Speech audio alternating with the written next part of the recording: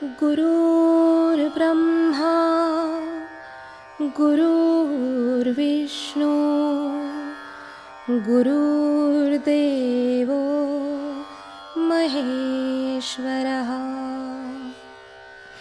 गुरु साक्षात् परब्रह्म तस्मै श्री गुरवे नमः। सद्गुरुनाथ महाराज की जय।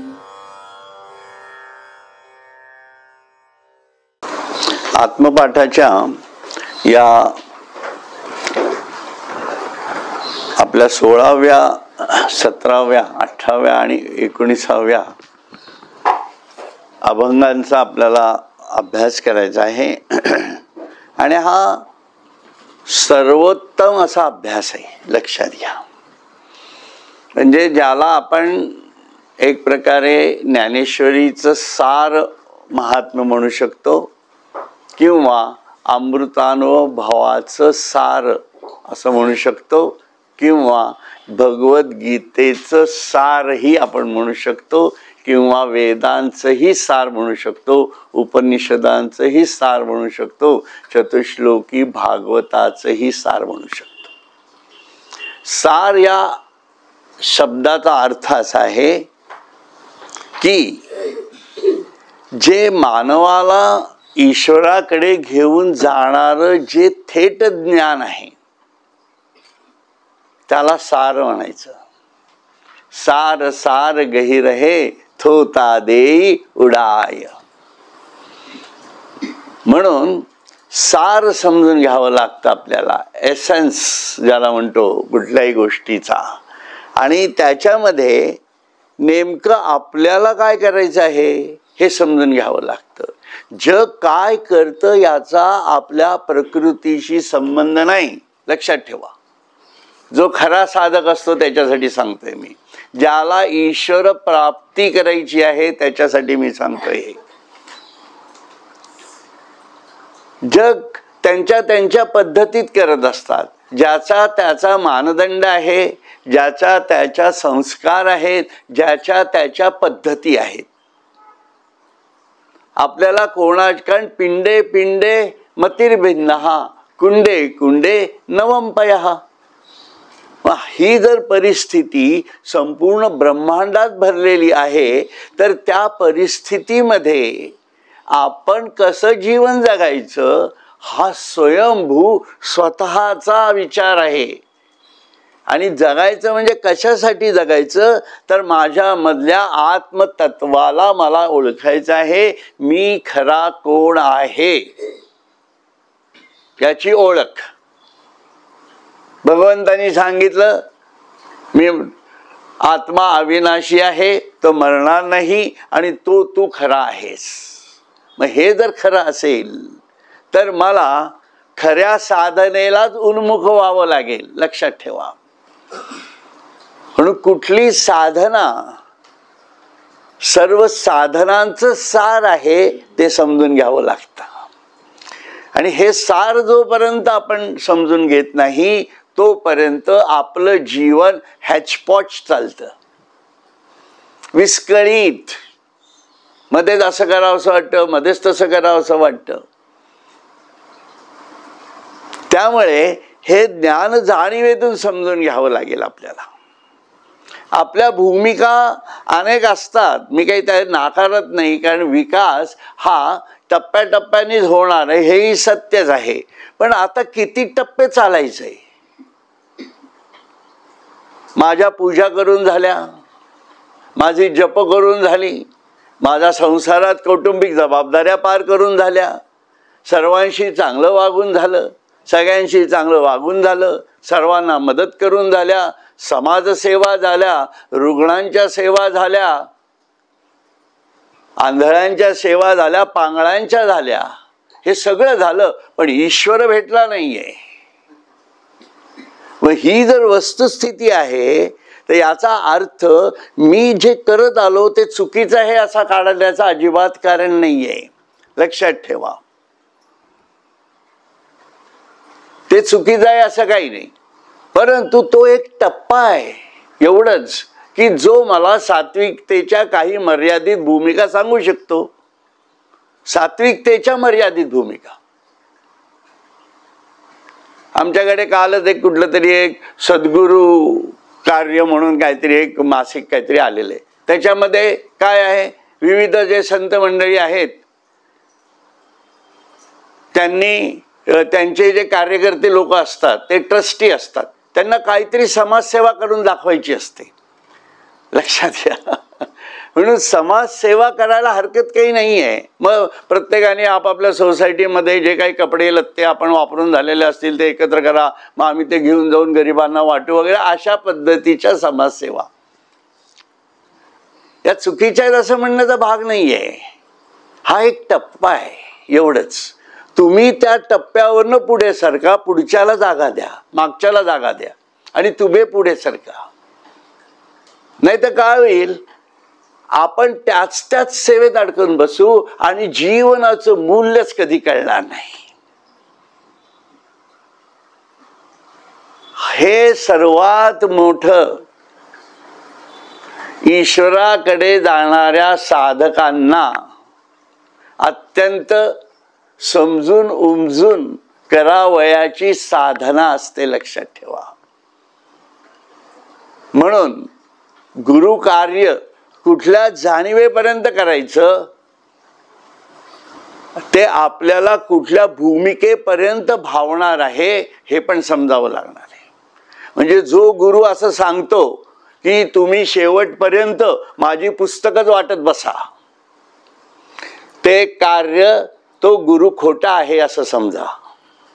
जो गुरु असं सांगतो की तुम्ही शेवटपर्यंत समाज कार्यच करत बसा, तो गुरु खोटा आहे असं समज. खोटा म्हणजे का म्हणतो, कारण तो तुम्हाला आत्मज्ञानापर्यंत कसं जायचं आहे ही वाट दाखवत नाहीये.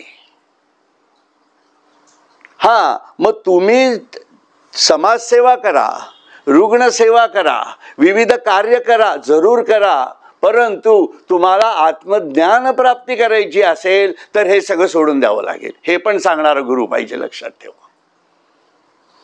म्हणून तडफतीये. म्हणून कुठल्याही संतांनी त्यांच्या कुठल्याही गुरूंची पुस्तकं वाटली नाहीत. कुठल्याही संतांनी कुठल्याही ठिकाणी जाऊन आपल्या गुरु समाजाची सेवा केली नाही, किंबहुना संतांनी पण केली नाही. कारण आत्मज्ञानापर्यंत माझ्यापाशी जी लोक आलेली आहेत त्यांना आत्मज्ञानाचं ज्ञान देणं हीच खरी मानवाची सेवा आहे. याच्या पलीकडे कुठली सेवा नाही. कारण प्रारब्ध संचित आणि क्रियमाणाचा खेळ ज्याला कळलेला आहे, तो गरीब आहे, तो गरीब त्याच्या नशिबाने आहे, त्याला मदत आहे, त्याला कणव दाखवा, याबद्दल वाद नाहीये. परंतु ज्याच्यात सात्विकतेचा उगम होतोय आणि त्या सात्विकतेला त्या थेट ईश्वरापर्यंत घेऊन जाण्याची ताकद, ती ज्ञान जाणीव जर तयार होत असेल तर ही सेवा सुद्धा आड येऊ शकते, लक्षात ठेवा. कारण त्या सेवेचा स्वयंभू अहंकार तयार होत असतो, हेही लक्षात घेतलं पाहिजे. मी खूप तळमळीने अत्यंत वेगळ्या रीतीने सांगतोय. याचा अर्थ ग्रंथ विक्री करू नका असं माझं अजिबात म्हणणं नाहीये. याचा अर्थ तुम्ही कार्य करू नका असंही माझं म्हणणं नाहीये. पण तुमच्यामध्ये खरोखर ईश्वर प्राप्तीची तडफ जर निर्माण झाली असेल की मी आता, नाहीतर मी हेही करणार नाही तेही करणार नाही, घरी फक्त नातवंड सांभाळत बसीन, असं जर करणार असाल तर मग हे लागू पडणार नाही. म्हणून विवेकाने घ्यावं लागणार आहे आपल्याला सगळं. कारण मुख्यत्वे करून आत्मज्ञान जे थेट ज्ञान माऊलींनी सांगितलंय, तुकारामांनी सांगितलंय, या लोकांनी काय केलं तुम्हीच बघा की यांनी स्वतःमध्ये ते एक प्रकारे परिवर्तन साधलं आणि ते परिवर्तन साधल्यानंतर कोणाचीही फिकीर केली नाही, लक्षात ठेवा. तरीही ते प्रेमस्वरूप होते, परमप्रेमस्वरूप होते, तरीही ते माऊली म्हणून म्हटले जातात ना, विश्वगुरु म्हणून मानण्यात येते. हे सगळं आपण म्हणतो, का म्हणतो? कारण आपण त्याच्यामधले आपल्याला त्याप्रमाणे परिवर्तन करण्याची इच्छा राखावी म्हणून म्हणत असतो. म्हणून समाजासमोर आदर्श काय आहे की आपण ज्ञानेश्वर महाराज होणं, आपण तुकाराम महाराज होणं, आपण गोंदवलेकर महाराज होणं, आपण रामदास स्वामी महाराज होणं, असं आहे. अशी जाणीव ज्या भक्तामध्ये असेल त्याच्यासाठी मी सांगतोय. त्याच्यासाठी मी जे सांगतो आहे ते हे आत्मज्ञानाची भूमिका आहे. मग त्याला त्याच्या जागेवरती जाऊन आपण साधा विचार करा की ईश्वराने आपल्याला निर्माण केलं, आपल्यामध्ये आणि ईश्वरामध्ये कोण आहे याचा साधा विचार केला आपण तर आपल्या लक्षात येतं ईश्वर कुठे आहे? आपल्या आतमध्येच बसलाय. हे सर्व लहानपणापासून सर्वांना माहिती आहे, मी काहीही नवीन सांगत नाहीये याच्यामध्ये, बरोबर? आपल्या आतमध्येच बसलाय ना ईश्वर. मग आपलं डोकं फोडून घेतलं का कधी आपण? बरोबर आहे आपटे बाई, बरोबर आहे की नाही? डोकं फोडलं नाहीये, पण डोके फोड कशी करायची हे समजून घ्यावं लागतं. याचा अर्थ प्रत्यक्ष डोकं फोडायचं असं नाही, ती फोडण्याची वेळ येईपर्यंत डोके फोड करायची आहे. त्याचं कारण असं आहे की आपली पंचज्ञानेंद्रिय आहेत, लक्षात घ्या. आणि त्याच्यामध्ये पंचज्ञानेंद्रियांनंतरचं महत्वाचं जे इंद्रिय मानलं जातं ते इंद्रिय मन असतं, लक्षात ठेवा. आणि हे मन प्राणावर अधिष्ठित असतं, श्वासावर अधिष्ठित असतं. आणि हे जे मन आहे ना आपलं, या मनामध्ये विचारात्मक आणि विकारात्मक भूमिका असतात. आणि हे मन आपण जेव्हा एखादं वाचन करतो, धरून त्याला अगदी लहानपणी सुद्धा आपण मृत्युंजय कादंबरी वाचली असेल, स्वामी कादंबरी वाचली असेल, आपण वाचली नाही का? संतांची चरित्र वाचली असतील, हे सगळं आपण केलेलं असतं लहानपणी. ययाती, अमृतवेल अशाही कादंबऱ्या आपण वाचलेल्या असतात ना, श्यामची आई, बरोबर? याच्यातनं आपली सात्विक वृत्ती तयार झालेली असतेच ना, बरोबर आहे की नाही? आणि तिथं आपला विचारात्मक मन जे आहे ते कुठंतरी वरती ताणल्या जाते. बघा, पण कुठल्याही ग्रंथाचं वाचन जेव्हा आपण हातामध्ये घेतो करायला, तेव्हा विचारात्मक मन जे आहे ते वर ताणल्या जातं आणि विकारात्मक भूमिका खाली राहते. आत्ता सुद्धा आपण सत्संग करतो, बरोबर की नाही? सत्संगात काय होतं? विचारात्मक जाणीवेतनं आपण थेट ईश्वरापर्यंत जातो, ज्याला आपण प्रज्ञानमय भूमिका असं म्हणतो, बरोबर आहे की नाही? आणि ही जी विचारात्मक भूमिका ईश्वरापर्यंत जाते तिथं मनही जातं, पण मन त्याच्या सर्वांगासहित जातं का? मन हे त्याच्या सर्वांगासहित जात नाही, कारण विकारात्मक मन खालीच राहतं, लक्षात घ्या. म्हणजे मी साधनेच्या परिघाच्या अनुभूती कशा घ्याव्यात यासाठी सांगतोय हे सगळं. आणि हे थेट आपला अभ्यास आहे. हा कोणी बाकीच्यांनी करायचा आणि मी करायचा, तुम्हाला सांगायचं आणि तुम्ही माझं ऐकायचं आणि तिसऱ्याला सांगायचं, असा विषय हा नाहीये, लक्षात घ्या. हा ज्याचा त्यांनी आपला आतून अभ्यास करायचा आहे. आणि ह्याच्यामध्ये काय होतंय की हा विचार जो आहे हा अग्रदूत जवळ आहे, जरूर आहे, परंतु हा विकारांना खालीच ठेवतोय. त्यामुळे काय होतं, एका विशिष्ट भूमीपर्यंत आपण जातो, पण बाकीची भूमी खालीच राहते. ही जी भूमी जी खाली राहते आपली विकारात्मक जाणीवांची, त्याच्यात पण बदल होणं अपेक्षित आहे. अध्यात्माची जी खरी खूण आहे ती तिथं लागू पडते. आता याच्यामध्ये काय होतं की आपण नुसतंच विचाराने जेव्हा पुढे जातो तेव्हा आपल्यामध्ये सात्विकता तयार झालेली असतेच की, बरोबर आहे की नाही. आपण श्यामची आई पुस्तक जेव्हा वाचलं असेल तर आपल्या डोळ्यातनं पाणी आलेलंच असणार आहे.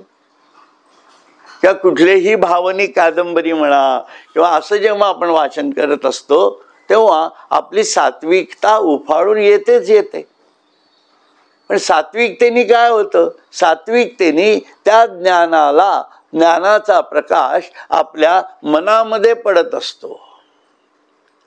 आणि तो प्रकाश जो आहे तो ज्ञानाचा आहे, ती अनुभूती आहे ती ज्ञानाची आहे. पण मनाचा जो दुसरा स्तर जो आहे तो विकारात्मक असल्यामुळे जेव्हा मन विकारात डुंबतं तेव्हा तो प्रकाश नाहीसा होतो, आहे की नाही. ही अनुभूतीच आहे ना प्रत्येकाची. पण आपल्या अनुभवात न जा असं मी म्हणतोय तुम्हाला. मग हा अनुभवातनं जाण्यासाठी आपल्याला काय लागेल, अध्यात्माचं विज्ञान समजून घ्यावं लागणार आहे.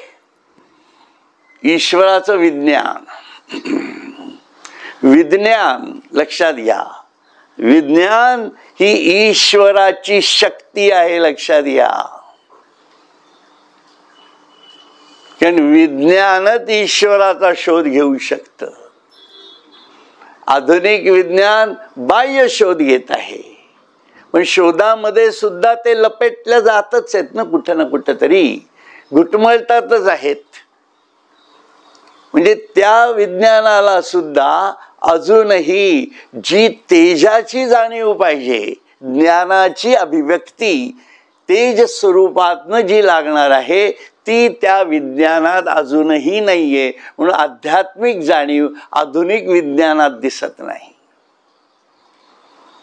कारण त्यांना ईश्वर शोध करायचाच नाहीये. म्हणजे फाउंडेशन मध्येच फॉल्ट आलाय, लक्षात ठेवा. आधुनिक विज्ञानाच्या फाउंडेशन मध्ये फॉल्ट आहे. त्यांना फक्त ईश्वराने निर्माण केलेलं ते म्हणतच नाहीत. खरं तर ईश्वराने हे निर्माण केलंय, कोणीतरी निर्माण केलेलं आहे. आणि कोणी जे निर्माण केलेलं आहे त्याचा उपभोग आपण घ्यायचा आहे. मग उपभोग घेण्यासाठी जे तयार केलेलं आहे त्याचे कायदे कानून समजून घ्यायचे, एवढाच त्यांचा विषय आहे. आणि ते कायदे कानून समजून घेऊन त्याप्रमाणे वस्तुनिर्मिती करून त्याचा उपयोग आपल्याला कसा होईल एवढाच हा आधुनिक विज्ञानाचं फाउंडेशन आहे.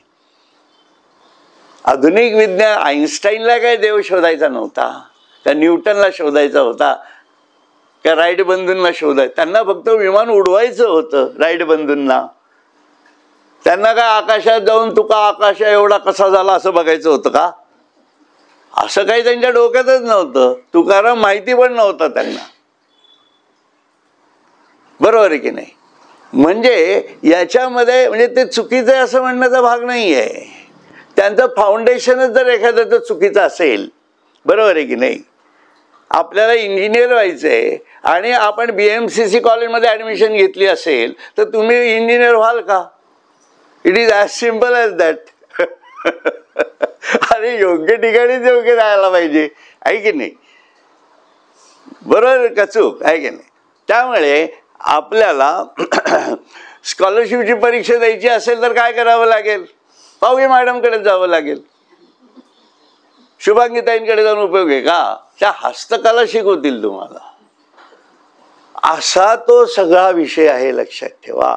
म्हणून फाउंडेशन मध्ये मूलतः हा प्रॉब्लेम आहे. पण विज्ञान म्हणाल तर विज्ञान ही ईश्वराची शक्ती तिथंही कार्य करते आहे आणि आपल्यामध्येही कार्य करते आहे. म्हणून ते तेज स्वरूप आहे. विज्ञान हे तेजाची भूमिका असते, जी ईश्वराच्या ज्ञानाचं तेज असतं. म्हणून हे जे मन आहे, हे मन जे विचारात्मक जाणीवेतनं चालत आहे, त्याच्यातनंच आपल्याला आपल्यामध्ये जी आपल्या तम ज्ञानमयो विज्ञानमयोसी ही जी मूलाधाराची आपली एक त्रिकोणी तिवटी आहे, जो एक बर्नर आहे आपला खालचा, बरोबर आहे की नाही? तो बर्नरला आपण कसं ते लायटर लावतो, बरोबर आहे की नाही? खुटक लायटर लोक सिगरेटलाही लावतात, लक्षात ठेवा. तो नाही तिथं, पण तो इथं खाली नाही लावला तर खाली लावला तर काय होईल?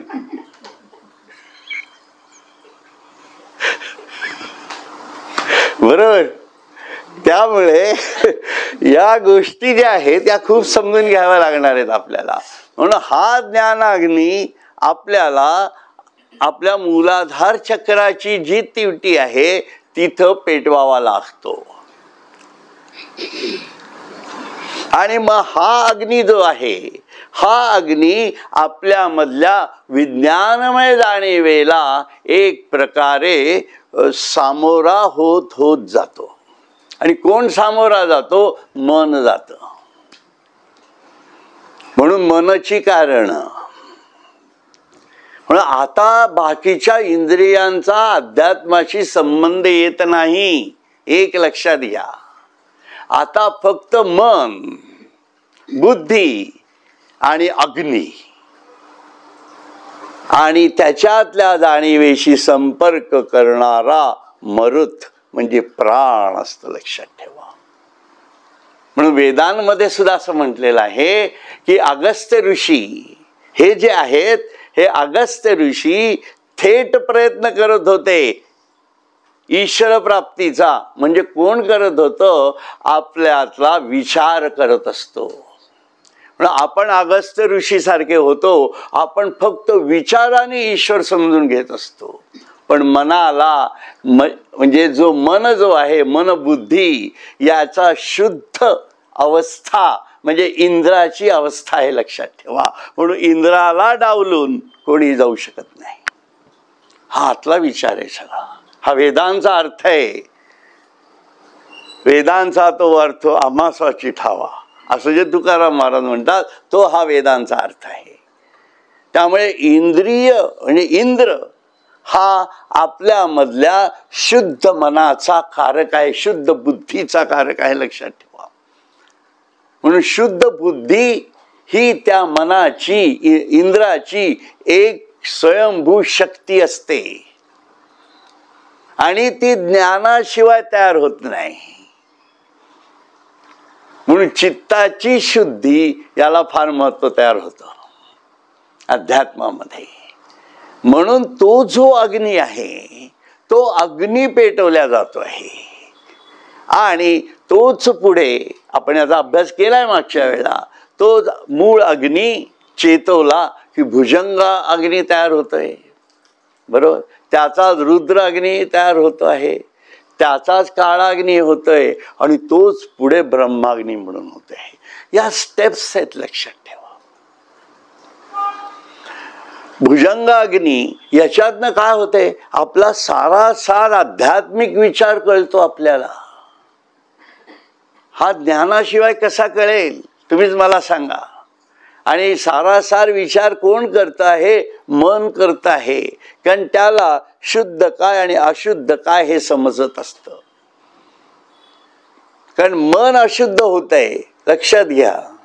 कुठल्याही गोष्टीमुळे मन अशुद्ध होतं. अशुद्ध झालं की त्याच्यावर एक प्रकारे वलय तयार होणार आणि प्रतिबिंब, आत्म्याचं प्रतिबिंब त्यात पडू शकत नाही. म्हणून बिंब प्रतिबिंब न्यायाच्या दृष्टीने मनाची शुद्धी इतकी महत्वाची आहे. म्हणून तो कालाग्नी जेव्हा, भुजंगाग्नी जेव्हा होतो तयार, तेव्हा त्याच्या मनामध्ये एक प्रकारे हा व्यावहारिक सारासार विचार जो मायेमधले आपण जे जगत असतो यातनं तयार होतो. मायेवरती बोलल्या खूप जातं. आपली कुटुंब, आपण जगतो कसे, वागतो कसे वगैरे वगैरे, कसे आसक्ती वगैरे, हे सगळं ठीक आहे. पण हे घालवायचं कसं? ज्ञानाशिवाय जाईल असं वाटतं का आपल्याला? कारण आपल्याला थेट साधनेशी भिडायचंय. मग तुम्हाला जर वाचन करायचं असेल, भगवद्गीतेचा अभ्यास करायचा असेल, तसंच तुम्हाला उपनिषदांचा अभ्यास करायचा असेल, तुम्हाला ज्ञानेश्वरीचा अभ्यास करायचा आहे, भागवताचा अभ्यास करायचा आहे, दासबोधाचा अभ्यास करायचा आहे, संत साहित्याचा मागोवा घेत माझा शोध जर घ्यायचा असेल तर तुम्हाला वेळ लागेल ना. तो वेळ आणणार आहात कुठनं तुम्ही? तुम्ही का काय गुरुची सेवा म्हणून काय पुस्तकं वाटत येणार आहात? हे जे मी म्हणतोय तुम्हाला ते या स्टेजवर आल्याशिवाय नाही. म्हणून ही स्टेज गाठावी लागते प्रथम. त्याच्या अगोदर हे सगळं खालचं कार्य आहे. हे ते करू नये असं काही नाही, पण त्यानंतर खरी जो तेज तयार होतं ना आपल्यामध्ये, ते अनुतापाशिवाय तयारच होत नाही. म्हणून इच्छाशक्ती, आपली इच्छाशक्ती जी आहे तीच तेज शक्ती असते, तीच विज्ञान शक्ती असते. लक्षात ठेवा. त्यालाच आध्यात्मिक विज्ञान शक्ती असं म्हटलं जातं. म्हणून ती इच्छाशक्ती ईश्वर प्राप्तीच्या जाणीवेतनं तयार व्हावी लागेल. आणि जोपर्यंत ही इच्छाशक्ती तयार होत नाही तोपर्यंत गुरुचंच कार्य करावं, हेही तितकंच खरं आहे. आता विषय उलटा आला. बरोबर आहे की नाही? म्हणजे गुरुचं कार्य का करायचं? कल्याणा छाटी म्हटल्यावर का खाली पडायचं? कारण ती दारुण इच्छाशक्ती तयार करायली आहे. त्याची परीक्षा घेतल्या गेली गुरुकडनं. म्हणून गुरुचं पण कार्य होतं, त्याला वाचवल्याशिवाय पर्याय राहत नाही. हनुमंतच येतात उचलून घ्यायला. बरोबर आहे की नाही? मग म्हणून ती जी इच्छाशक्ती आहे तीच विज्ञानमय जाणीवेतनं आपल्यामध्ये तयार होत जाते. आणि त्या अनुतापाच्या जाणीवेतनं मग आपल्याला आपल्या जीवनाकडे जेव्हा आपण बघतो तेव्हा अरे मी काही अविनाशी नाहीये, मी मरणार आहे. आणि मी मरणार आहे अशी जेव्हा जाणीव तयार होते तेव्हा ज्ञान घेतलेलं आहे, लक्षात ठेवा. तेव्हा मरणार आहे कोण? तो माझं शरीर मरणार आहे. माझं शरीर मरणार आहे ही जेव्हा भूमिका त्याची तयार होते तेव्हा त्याच्यातला काळा अग्नी प्रगट होतो, लक्षात ठेवा. आणि तिथं खऱ्या अर्थाने वैराग्य तयार होतं. वैराग्य इतकी साधी गोष्ट नाहीये. म्हणून ती विवेक आणि वैराग्य आत्मानात्म जाणीवेतनं आपल्या आत तयार व्हायला पाहिजे. संतांच्या जीवनाकडे बघा, त्यांनी कशा प्रकारे साधना केली. तुकाराम महाराज त्या डोंगरावर जाऊन बसत होते त्या घडीमध्ये. ते काय करत होते तिथं जाऊन? तिथं काय फक्त हरिमुखे म्हणा हरिमुखे म्हणा म्हणत होते काय? विठ्ठल विठ्ठल विठ्ठल करत बसले होते काय? सोहम तो रे पंढरीसी कुणीतरी जा रे असं सांगत होते. झाला प्रेत रूप शरीराचा भाव. मग कुठं झाला तो? त्या घडीमध्ये झाला, लक्षात ठेवा. त्यामुळे ही तुकारामाची काळ जाणीव तयार झाली आणि मग ब्रह्माग्नी पेटला. शरीर ज्याचे त्यासी समर्पिले. झालं की नाही? आलं की नाही सगळं? तेच गणित. मग ही जी भूमिका तयार होती आहे या जाणीवेमध्ये जेव्हा तो जीवात्मा जात असतो तोपर्यंत तो जीवात्माच आहे. भले प्युअर असेल तो, पण प्युरिटीमध्ये सुद्धा अजून शरीराशी संबंधितच आहे. सूक्ष्म देह शरीराला जोडलेलाच आहे. पण जेव्हा जो जीवात्म्याचा सूक्ष्म देह कट होऊन जातो आणि शरीराशी पण संबंध निघून जातो तेव्हा तो आत्म्यात जात असतो. ही अवस्था समाधी अवस्था असते, लक्षात ठेवा. समाधी कशाला म्हणायची? ही समाधी. ध्यानात साधायचं काय? ध्यान कशासाठी करायचं? या सर्व अंतरंगातल्या जाणीवेतनं तयार करावं लागणार आहे ध्यान. आपण म्हणाल मी ध्यान म्हणजे फक्त आपलं मनात कुठले विचार नको यायला, मग काही नाही, फक्त गुरु गुरु गुरु गुरु गुरु गुरु करत बसलो, याला ध्यान म्हणतच नाही. सोहम शब्दे मारा केला तेव्हा विठ्ठल काकुळती आला. आणि कसा केला, गळा बांधून या दोर. मग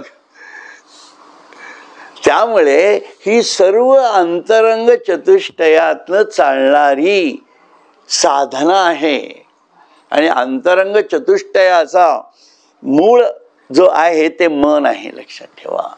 म्हणून अंतरंग चतुष्टयाचा स्वामी मन जेव्हा इंद्र आहे, तो इंद्र एवढ्या शुद्ध बुद्धीत येतो तेव्हा, आणि तेव्हाच तो आपल्यामधल्या असणाऱ्या इडा आणि पिंगला नाड्या ज्या आहेत, या संकल्प विकल्पाच्या भूमिकेतनं, इच्छा वासनांच्या जाणीवेतनं ज्या फिरत राहत आहेत, त्या मूळ अग्नीपासनं वर जात आहेत आणि खाली येत आहेत, लक्षात ठेवा.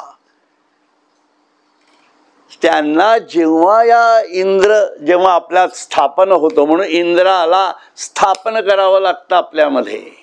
इंद्र तुम्ही बघा, यज्ञ करताना इंद्र देवतांना स्थापन केलं जातं.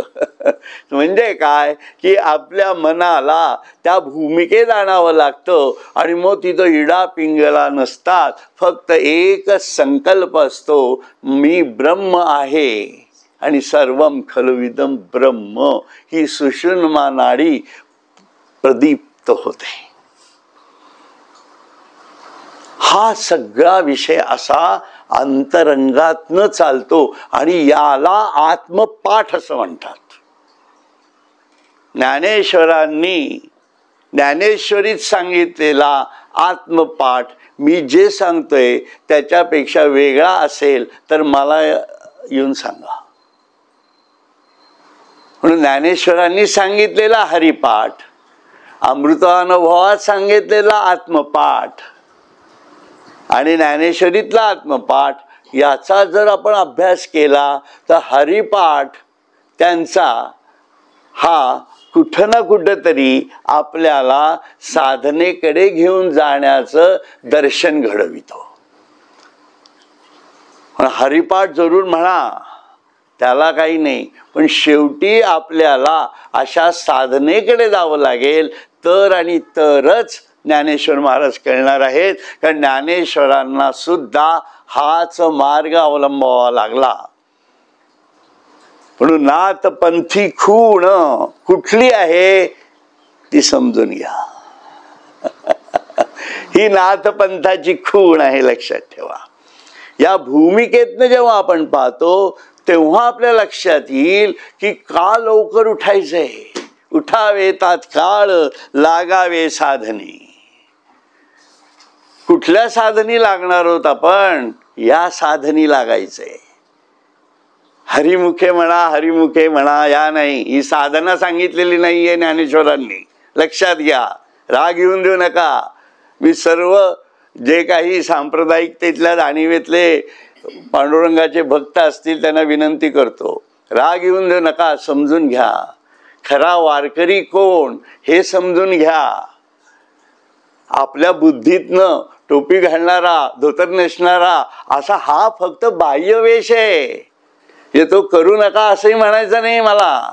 गळ्यात माळा जरूर घाला, काही प्रॉब्लेम नाही. परंतु खरा पांडुरंग जर भेटायचा असेल तर ज्ञानेश्वर माऊलीचं नक्की ऐका. माऊलींनी सांगितलेलं जर आपण ऐकू शकत नसाल तर आपण कुठले वारकरी. आपल्याला वारकरी म्हणण्याची तरी आपली प्राज्ञा असावी का. म्हणून उठावे तात्काळ लागावे साधनी, समजून घ्यावे जीवन हे.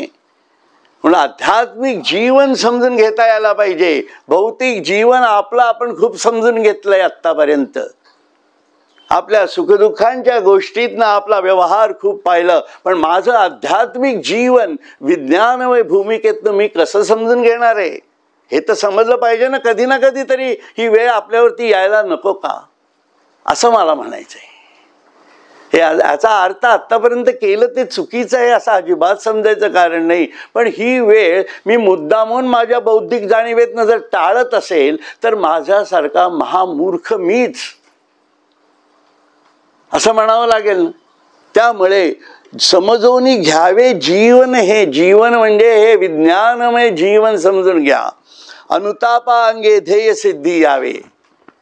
म्हणून माझं ध्येय काय आहे? ईश्वर प्राप्ती, पांडुरंग प्राप्तीचं माझं जर ध्येय असेल तर मला अनुताप झाला का? मी माझे सत्संग सोडून 4-4 महिने जर जात असेन सोडून तर माझा अनुताप आहे का? मग मला आठवण आली माझ्या सोयीने मी येणार असेल तर ईश्वर एवढा सोयीचा नाहीये या जगात, हेही समजलं पाहिजे. लक्षात ठेवा. आपलं मनाने आपण ईश्वराकडे जाऊ नका. आपल्या स्वयंभू विज्ञानमय इच्छेने ईश्वराकडे चला तर आणि तरच ईश्वर प्राप्ती होऊ शकते, अन्यथा नाही. Divine is not casual. लक्षात ठेवा. या भूमिकेतनं बघावं लागतं. म्हणून अनुताप, म्हणून आपल्याला अनुताप होतोय का? आपल्याला आपल्या आपला आतापर्यंतच्या जीवनात आपल्याला अनुताप होतोय की नाही? त्याशिवाय ध्येय सिद्धीच होणार नाहीये. अनुतापा अंगे ध्येय सिद्धी यावे, स्वरूपाचा शोध हेची ध्येय. ध्येय सुद्धा हेच असलं पाहिजे. माझ्या स्वरूपाचा शोध घ्यायचा हे ध्येय पाहिजे. मला इतके पैसे मिळवायचे, मला इतकं असं करायचंय, मग अजून शिक्षण घ्यायची आहेत वगैरे, हे ध्येय ठीक आहे, मग ते व्यवहारच झालं. हा काही स्वरूपाचा शोधाचं ध्येय होत नाही, म्हणून ते याच्यात बसत नाही. लक्षात ठेवा. म्हणून तिथं ईश्वर प्राप्ती होणार आहे का? होणार नाहीच आहे. म्हणून मी म्हटलं फाउंडेशन मध्येच प्रॉब्लेम आहे. हा हे फाउंडेशन लागणार आहे आपल्याला. आपलं फाउंडेशन काय आहे हे समजलं पाहिजे. आपल्या जीवनाचं फाउंडेशन, आपल्या जीवनाचं फाउंडेशन किमान वयाच्या 50-60 नंतर तरी ईश्वर प्राप्ती हे असावं असं ज्ञानेश्वर माऊली म्हणतायत, तुकाराम महाराज म्हणतायत. आणि त्याप्रमाणे आपण ते केलं नाही तर हेही मिळणार नाहीये.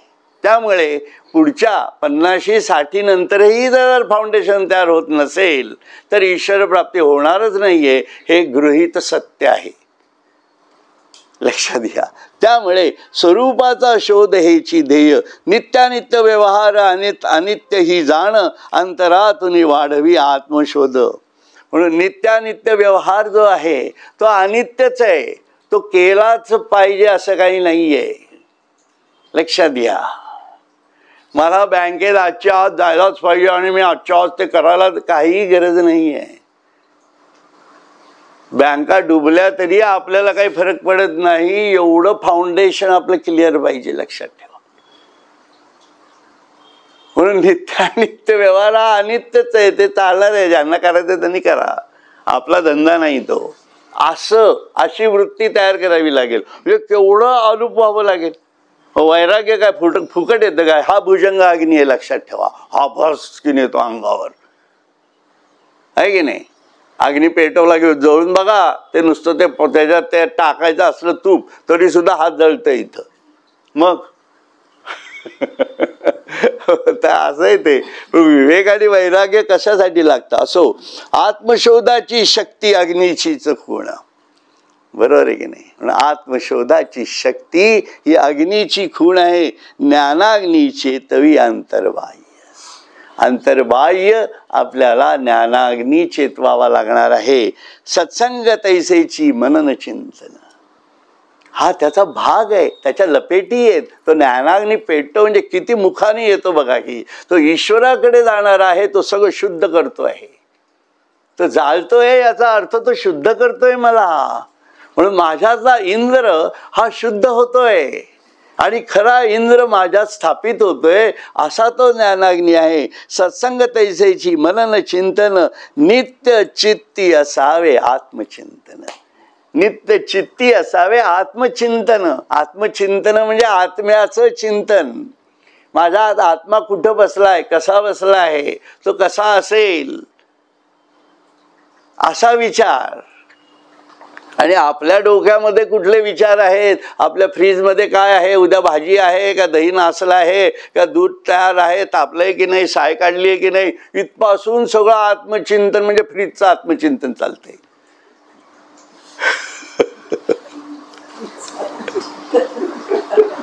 खरं आहे की नाही? हे आपलं आत्मचिंतन बघा कसं आहे. आपल्या डोक्यातच नसतात ते विचार, आपल्या भोवती जी लोक आहेत त्यांचे विचार आपल्या डोक्यामध्ये असतात. म्हणून जोपर्यंत हे तयार होत नाही ना तोपर्यंत गुरुसेवेचाच विचार करा असं म्हटलं जातं. म्हणून ती गुरुसेवा करावी लागते. म्हणून मग नाही ना त्यामध्ये बाकी, मग किमान ग्रंथ विका, किमान गाणी म्हणा, किमान रसग्रहण लिहा, किमान समर्पण करा.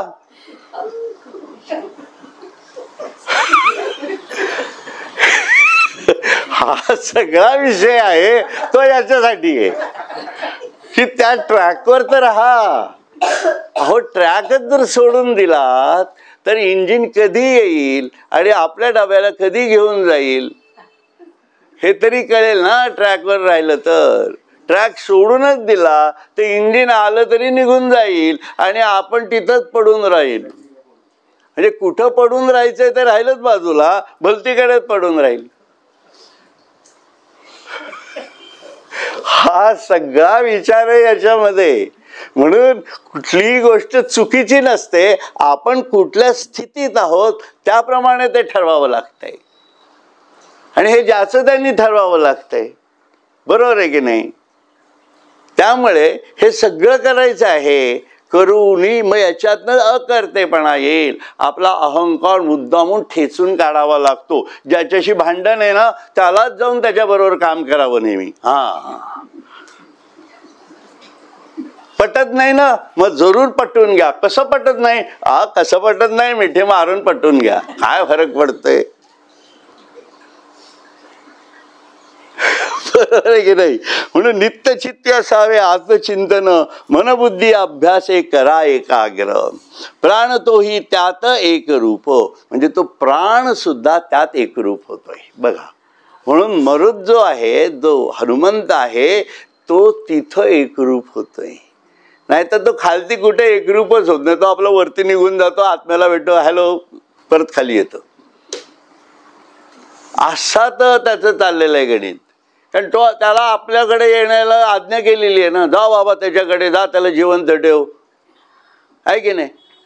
तो प्राण जर निघून गेला आपला तर काय होईल? तो त्याच्या पद्धतीने निघून जाईल ईश्वराकडे आणि आपण मरून बसू जीवात्मा म्हणून. मग आहे परत सप्त स्वर्ग सप्त पाद. आता तो काही परत सांगण्याची गरज नाही आपल्याला, आहे ना? मग आपल्याला काय करावं लागतं हे बघा. म्हणून आपल्याला हे ठरवायचं आहे त्या दृष्टीने. म्हणून प्राण तोही त्यात एक रूप, म्हणून साधन ते करी साधन ते जाणी, सारा सार विचारी परमार्थ, आहे की नाही? म्हणून साधन कुठलं करायचं हे जाणणं खूप गरजेचं आहे. ते न जाणता आपण करत असतो. म्हणून मी म्हटलं आपल्याला की कुठल्या स्टेजवर कुठलं साधन करायचं हे समजलं पाहिजे. तर यानंतरचा भाग जो आहे तो आपण पुढच्या आपल्या सत्संगामध्ये बघूयात. हरिओम तत्सत, हरिओम तत्सत, हरिओम तत्सत.